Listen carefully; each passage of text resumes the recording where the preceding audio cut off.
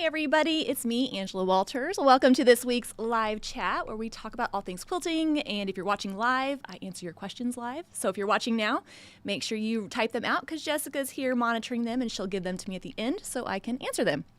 I'm super excited to talk about this week's live Free Motion Challenge Quilting Along video. I had a brain fart. I'm like, what am I talking about? We had week 4 of the challenge come out on Tuesday, and I know this is a time of the video series where people are kind of getting tired of their quilts. I want to encourage you to keep going, because when you're done, you're going to have your beautiful finished panel. You're going to be so proud of how it looks, even if there's spots that you're not loving right now. I promise, once it's done, you step back, you look at it, you're going to forget where the mistakes are, and you're just going to be super proud of yourself. So I want to give you that encouragement. I know that the holidays are over, New Year's Eve is over, New Year's Day, and so hopefully you're finding a little bit more time to carve out for yourself and do a little machine quilting. So in this week's live chat, I'm going to recap this week's video. We're going to talk about week 4 and some of the things we saw. I'm going to show you some pictures and maybe give some tips that didn't make it into the video itself. And of course, as always, answer your questions live. First of all, Sue Wolf won the giveaway from last week. I did the Lickety Split Quilt Kit giveaway. And so Sue, if you will email us at customerservice@quiltingismytherapy.com, we'll get that out to you. So congratulations. Without any further ado, though, let's talk about this week's video. So we went from doing the blue areas on to the purple and the white. And I don't know if this is encouraging or not, but this is a little bit of a smaller area to quilt. So you're not going to be having a whole lot to do this week. Next week, where we finish up the panel, will be a little bit more to do, but hopefully it was just the right amount for this time of year. And for the first time, we're seeing echo lines that are different shapes. So we're having a change in direction. We're kind of building off some of those things that we saw earlier on. And so hopefully, if you're quilting along and you've done the rest of the panel, you're kind of proud of how you're progressing. And then we're also working in that purpley teardrop shape, which is not a difficult shape to quilt. It's not one that's common that we normally see in our quilts, but that's what gives us the skills that we need to take these designs and use them in a lot of different ways. Now, like I've done on all the other videos, there's a lot of design options for this area. So I don't want you to be overwhelmed. Think of it as a sampler platter or a quilting design buffet. I want you to be excited and not overwhelmed. So the first thing we worked on was the white area. So in this space that we're dealing with, we have 2 different things. We have that white background area and then the purple spots. And what I thought would be fun when I was kind of quilting it or coming up with ways to quilt these areas that would have enough difference, I thought, it's not a very great space to fill in. This is one of those areas, that white area is really pointy on the edges and round and very irregular shaped. And these are those kind of areas that can be very intimidating to some quilters, some machine quilters, because what do you do with a space like that? And so it was even a little bit of a challenge for me. So I love that, we all got a little bit of a workout this week. So the first thing I thought in that area was like, what if we use that purple teardrop to kind of like the basis of a motif. So I had kind of hinted that we would be seeing motifs again. And when we're looking at a motif, it's just a self-contained design. It's a design that stands alone, that fills in an area, looks really pretty, and then you fill in around it. So it's not like a continuous ribbon candy or anything like that. It's just kind of a set alone shape. And when we're looking at creating motifs, we really just need a spine and then our petals or our pieces of our motif. And I thought it'd be fun. What if we used the purple, the edge of that purple area, as the spine and quilt our petals, our feathers, so that they kind of extend from them. And so that's kind of what I was doing with that particular area. Now, in the video, I say a lot, make sure you extend it out. You want to fill in this area as much as possible. However, there's going to be a point that you can't do that, and that's going to be those nice, pointy, really weird shaped areas there, and we just come back and add the filler to fill that in. This is actually a takeaway that you can tuck in your back pocket and keep in mind, because you'll see this again in any quilt that you're working on. If you're quilting a design that does not fill that area as much as you wanted to, no worries. You can use filler to fill in that unquilted area, use echoing. It's great if you're working on bigger blocks, anything like that. So I know we've seen feathers a lot throughout this challenge, and I thought people are going to start saying this is like the feathers challenge. It's not, but it does show that when I am quilting a quilt, I love to use repetition in those designs. If you look at any quilts that I do, there really is not a varied amount of designs. Usually you can count on one hand the number of designs that I've used except I like to use them in different ways in different areas. So again, as you're working on your quilt tops that you may or may not have laying around, as you're working through it, think, oh, instead of coming up with a completely different shape, what have I already used and how can I make it slightly different for these other areas? So here we can see what it looks like quilted without that filler. Now again, when I'm filming, I like to use the contrasting thread so you can really see what I'm doing, but you can tell I still have to come back in and add that little bit of filler into those pointier areas. So here it will show you what it looks like with thread that blends in a little bit more. It blended in so much I had to do some picture editing to even see the quilting. So as you're going and you're quilting in this area, this is a great place to use your white thread or your light or your yellow thread if you want. Or if you're feeling brave, you could use your blue or your purple. This is kind of like a choose your own adventure, of course. But I love how it just kind of frames that pretty teardrop. I just love how it looks. And I love anytime I can quilt any kind of feather is always a good reason, a good excuse for me. So, but I know not everybody loves feathers. I know that, maybe you're tired of them or maybe you're just like, no, don't love them. This is where we see echoing. So again, echoing is your best quilting friend, and echoing this area is a great way to kind of create a space that's a little easier to fill in, still give it a little bit of pizzazz, a little bit of wow, without doing anything overly complex. Now, Susie, who was on the type chat before we went live, might disagree. She said, I love how you say newer quilters should just echo. It's actually not very easy. That is true. Quilting echo lines takes practice, like any design, but at least the design itself isn't overly complex. It's not, quilt the petal out, travel, come back. You know what you need to do. It's just getting your hands to do what you need to do. So no, any design that we learn, we're going to have to practice, and echoing is definitely one of those. Now, that being said, if you're newer to machine quilting, this echo along that top or the bottom of the area that we're going to see next might not be the first place to start for your echoes. It's a longer line to sustain. It also has a change in direction, which can be tricky. And I will tell you, when I'm at my long arm and I'm echoing something like this, you could use a ruler, but maybe I'm just going to freehand it. I stand at the start of my line and I'm like, okay, let's do it. And I just kind of jump off that cliff and try to keep that line smooth. So again, you might think that going slower or being very, meticulous about the quilting will make it easier. That's not necessarily the case. We want a smooth line. Even if you look at my quilting pictures, you'll see that they're not the perfect spacing all the way through, but I'm just focusing on keeping that line nice and smooth. If you're, like I said, if you're newer to machine quilting, you can leave this out altogether. Just do a nice filler in that background area and call it good. I'm telling you, this panel is so bright and bold that it's not like the quilting is going to overwhelm it or you're going to miss an opportunity for your quilting to shine, because the panel is going to be the center star. Now, the one thing we did see, though, as I'm echoing that top area, is I'm traveling to get to the next line, and that's really twofold. I don't think I said this. The reason for that is twofold. I don't think I said this in the video, but it is in the expanded diagrams. Traveling between the lines makes it more efficient to quilt, right? I don't have to break thread or tie off and start a new line, but it also kind of gives it this secondary effect, almost like those echo lines are going behind that teardrop, that they're kind of going behind the teal part of the ring and continuing on. So it's pretty cool how something so simple can really have a profound effect on your quilt. But again, that's up to you. You can echo it as many times as you'd like, once, twice, 3 times, however many you want. But you might wonder, why didn't I just echo that whole area? Well, as you can tell, we have that really pointy spot. I just knew that echoing all the way around would be a little bit of a trick. So I'm just going to pick one side and call it good. Also, echoing the top or the bottom into those points and traveling just takes that area that's stretched out and pointy and just makes it more compact, a little bit easier to fill in. So, we've seen echoing in a lot of different ways through this video series, where we have, did non-traditional echo, we did traditional echo, we've did it in different ways. And this right here is a perfect example of using echoing to make spaces more manageable and easier to quilt. Now, you can echo the top or the bottom, or both if you want, and it just depends on what you want to do. The top is a little bit more exaggerated in shape. So if you're like, I'm going to try this, I'm going to give it a shot, but I'm a little nervous, the bottom, echoing the bottom of the area, will give you the same effect, but it's not quite as drastic in changes. It's a little bit easier. Now, I know in the quilting it's kind of hard to see the design itself. So this is pulled out of the free diagrams that you can download for each of the videos. It's hard to get an idea of the texture of the quilting from the diagram. And that's fine because without the texture, we can see what we're doing. We can follow those steps. But you have to remember when you're looking at a drawing, you're going to have that nice texture of it. And that unquilted area in between those echo lines is what's really going to pop.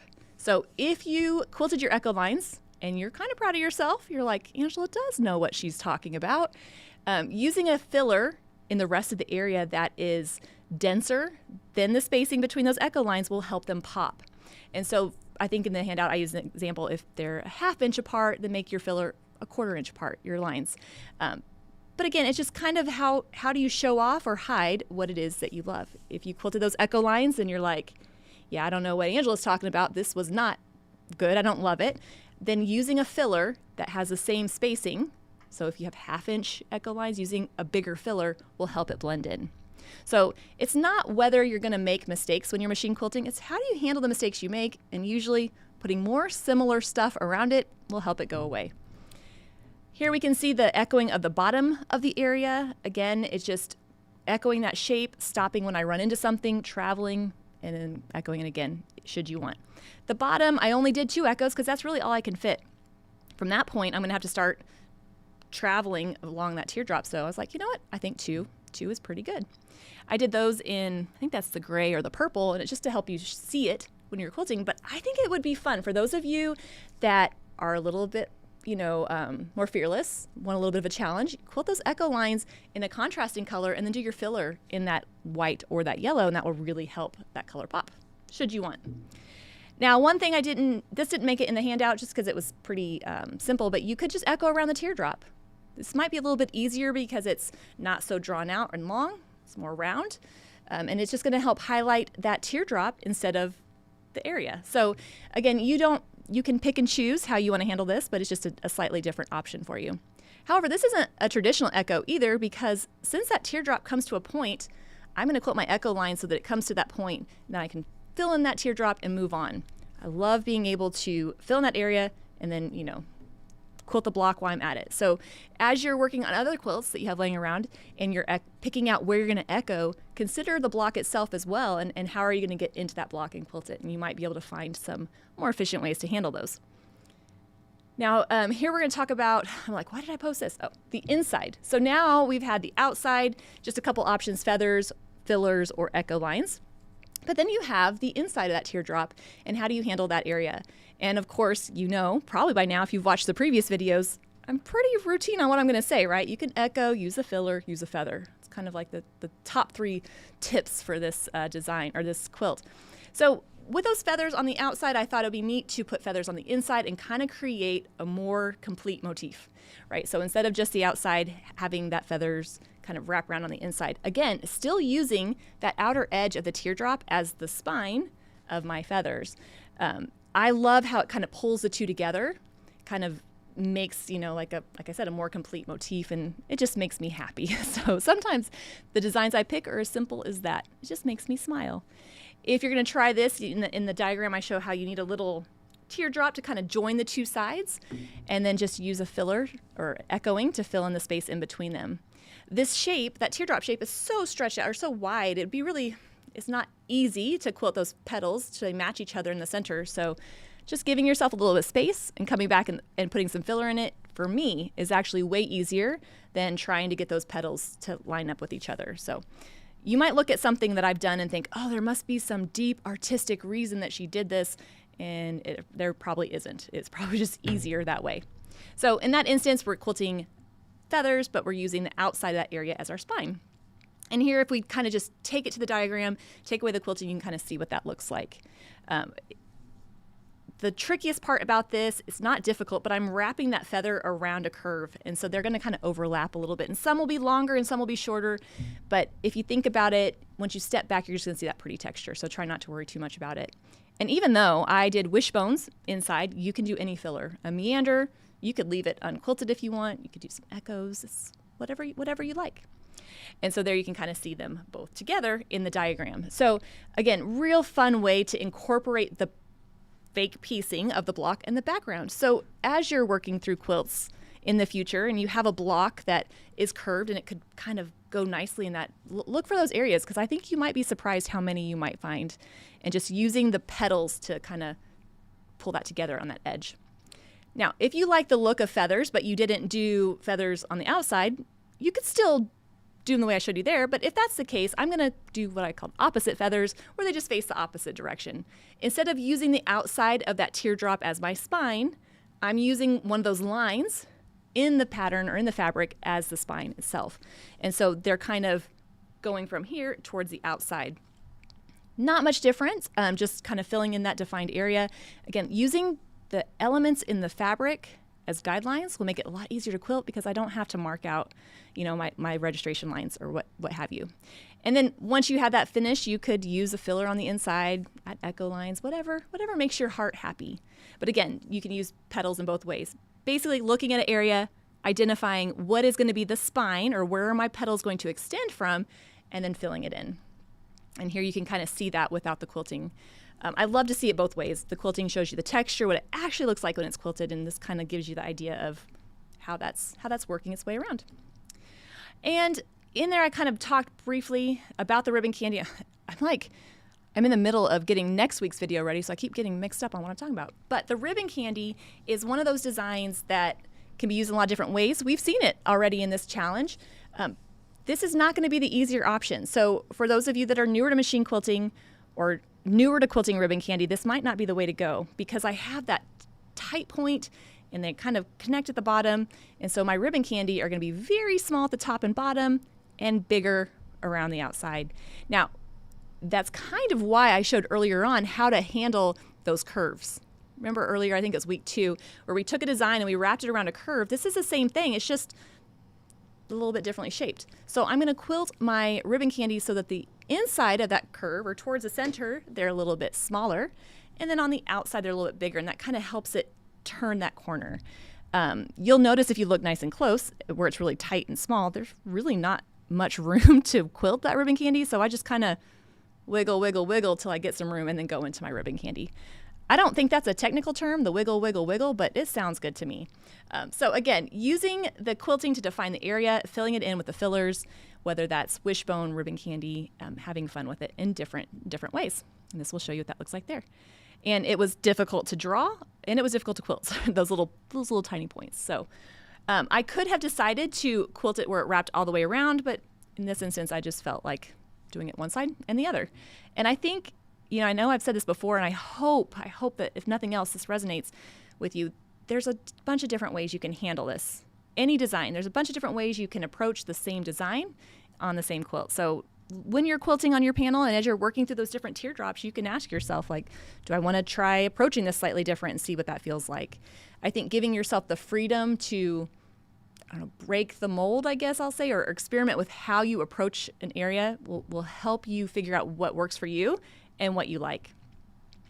All right, and then I didn't show this in the video, don't think, but just some gentle echo lines. Again, I know you're thinking, well, my echo lines aren't very smooth. Well, that just takes practice. But the good thing is when you're echoing inside of that teardrop, each echo line is going to get shorter and shorter and shorter, smaller and smaller. So knowing that the outer echo lines are going to be the bigger ones and the center ones are going to be a little bit smaller, if you're struggling, start in the center and see how that feels, and then you can always switch it up and go to something else. Again, just kind of knowing your personality, knowing your skill set, and picking designs that fit that area. Now these were just, when I was quilting the original quilt, I just kind of put some different fillers in here, just experiment, see which one I like, which one I want to teach, and it kind of just shows you the wishbone in there as well. So again, are we always going to see a quilt with a teardrop on it? Probably not. But getting comfortable with using these designs in different shapes and different arrangements will definitely help you later on. And I even did a plume feather in one of them. I thought that was kind of fun. Didn't make it into the video. But again, you can take some of the other designs that we've learned earlier on in this video series and apply them to that area. Don't feel like you have to do exactly what I'm doing. You can, but don't feel like you have to. You can definitely switch it up. All right, one of the things that I wasn't bummed about, but one of the things I was kind of like, when I'm quilting my panel, I'm doing something different in each area so I can take a picture of it and use it and use it for the materials. But I wondered what it would look like if we did the same design in all of it, right? Less of a sampler. So here we can see, I just kind of real quickly today went and mocked up what it would look like if you did those feather motifs in each of those purple parts, like how it really draws attention to that. See, the unquilted area or that white area of the feather is really going to draw your attention and look beautiful. So it kind of gives you the example of that design repeated. And I think it's important because it's one thing to look at a design by itself, but you also have to think about it in the context of the rest of the quilt, right? What's it going to look like when I use that same design again and again? Sometimes you might be shocked at the secondary patterns that can show up or the secondary looks that it will create. And you might find that an easier design actually could be more impactful. So again, focusing in on the area, but keeping the whole quilt in your mind. And that's, we were typing before I went live on the type chat, the process, how do I approach the quilt? What's my design process like? And I think it's hard to distill into a couple pointers, but I think definitely keeping both views in your mind, up close, and then how it's going to look in its secondary. I love the feathers wrapping around. I think it's very pretty, but I think it would look just as good with those echo lines. And so here we have the echo lines, that filler, and just see how it kind of creates that secondary pattern, how they almost look like they connect throughout. I love that. And I love how it just, I don't know, enhances. It's going to enhance that teal. It's going to look really pretty. And in the next video, we're going to echo around the outside. And it just looks so good. And yes, quilting echo lines isn't the easiest, but it's simple in the way it goes together. It's very mindless. So definitely worth learning. That's my persuasive argument to make you love echoing as much as I do. And then here is just those echo lines with the feathers inside instead of the other design. I think the other one was, if I remember, yeah, the ribbon candy. Slightly different look, but you kind of can tell how it looks a little bit different. So as you're approaching these areas, again, we're just going to fill in those individual little spots, those little teardrops. It should be pretty manageable if you haven't started already this week. Hopefully it's not been too overwhelming, but I think it's going to be fun to let you kind of stretch your quilting wings and find out the designs that you like. Now, just a reminder, for every video I put together a free downloadable PDF. Sorry. As I'm talking, my brain is saying, Angela, you're talking too fast. You need to slow down. But then I just keep talking faster. But I have free downloadable quilting diagrams and tip sheets, but there's also the expanded resource that you could check out as well. And so usually what I do in those, if you've never purchased one, it just takes that design and breaks it up step by step so you can kind of see it on paper, how it develops. Again, only if you need a little bit more pictures or a little bit more assistance with that. So hopefully, I mean, that was a lot of talking for just those areas, but when you're approaching your quilt, again, kind of getting comfortable with filling in those irregular shaped areas, transitioning from one to next, and finding out what you like. I think that's what's so important about practicing quilting, because you don't know what you like or what you are comfortable with until you do it. So you try a couple things, and the one that makes you feel least like throwing up is the one you should go with. And so I think it's a good little practice for you. So hopefully you're enjoying it. Week 5 will be next week, and we're going to tackle the rest of our panel. So next week, we're going to do the teal ring and all that background, and I can't wait to show you some design ideas for the background areas. And then the last video will be about the border. So if you got the optional border panel for your mandala panel, then we'll see some design ideas on how to quilt that. So it's always the time of the challenge where I start to get kind of like, oh, it's almost over. So we'll just have to plan another one pretty soon, huh? So were there any questions over this week's assignment? I love being able to answer the questions live so you can help. Is there a trick to getting smaller spacing when on a long arm? I'm struggling! ! All right, so scaling a design down and up. Whether on a long arm or a sewing machine, and this is just my opinion, I find that when I teach classes, especially in person, people have a natural size that they just gravitate towards. Okay, so if you were just to sit down and quilt, this is the size that you feel comfortable. Then you got to take that and shrink it or make it bigger. And so when you're learning the design and learning how to quilt it smaller, that's a lot to learn at once. So the short answer is it takes practice to get comfortable taking that design and shrinking it or making it bigger. For me, I tend to quilt very, very small. Shocker, huh? Always have. And my quilting, it's hard for me to quilt bigger. I have to be very mindful of it because I just want to quilt it to death. So practicing will help. Usually on a long arm, it's the control that gives us more trouble. On a sewing machine, it's not difficult to quilt small because that quilt isn't just running away from us. But on a long arm, there's such fluid movement that sometimes it's hard to rein it in. So the best thing you can do, make sure when you're quilting on your long arm, your arms are right in front of you. What tends to happen is sometimes we're quilting and our arms get over here and we need to keep shuffle stepping so that our arms in front of us, and looking ahead of where you're going will help too, because it will help you anticipate what's coming.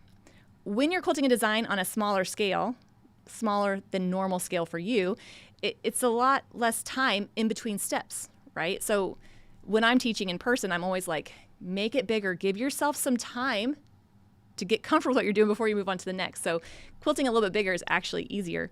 So looking ahead will let you see to anticipate what's coming up, and that will help.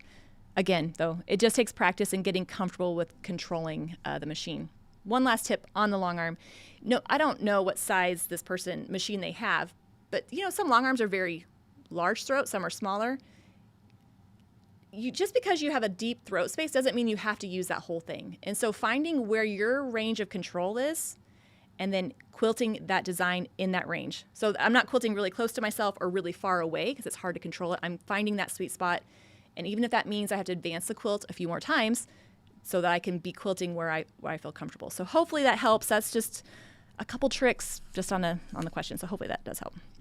When doing the motif, should I match thread to the printed space or all one color? It's up to you. It depends. It's like, what do I want to do? For those of you that want the quilting to blend in a little bit more, using a color that matches the background in the background and then the purple in the purple will help keep that from showing up too much. So I would probably match the thread to the color of the space you're filling it in. However, if this was a quilt I was doing for like Tula Pink, I'm not going to want to change threads like that. That's going to be too much work. And I do love her, and I would do it if I had to, but if I don't have to, I don't want to. So I probably, in that instance, would opt for like a light purple thread to use them both, where it shows up a little bit, kind of blends in on the other. But again, that's such a personal preference. But if Tula Pink ever gave me a quilt with white background like this to fill in, I would have fun using some contrasting threads. I love how you quilted Tula's butterfly quilt. Do you have any tutorials about how you quilted that? Which one? I've done three butterfly quilts. I actually did a live chat on that. It's probably been 6 months, 9 months ago. So if you go to my YouTube channel, kind of scroll back through my live streams, there's one that's like Tula Pink's butterfly quilt 3 ways. And I show pictures of the 3 different ways I quilted it, give you some design options. And it was kind of fun because that just kind of came about. I did the first quilt, 10 years ago, and then the second quilt 6 years ago, and then the other one. So it's fun to be able to pull back some of those old pictures and see the difference. So the short answer is yes, I do have a live chat. You can check that out. It has pictures and all that good stuff. Great questions. I can't tell you how much I appreciate you taking the time to hang out with me for the live chat and asking questions. It makes me feel like we're connecting and interacting, and that you're getting what you need to be successful with the designs that we're learning. Well, like I said, we're going to be back next week with the next video in the video series, the challenge. It will be week 5, where we'll do the rest of our panel. So if you didn't buy the coordinating borders, you're almost done with this thing. If you bought the coordinating borders, we'll be back for week 6 for those. So looking forward to that. Until then, everybody, stay safe, happy quilting, and I will see you next week.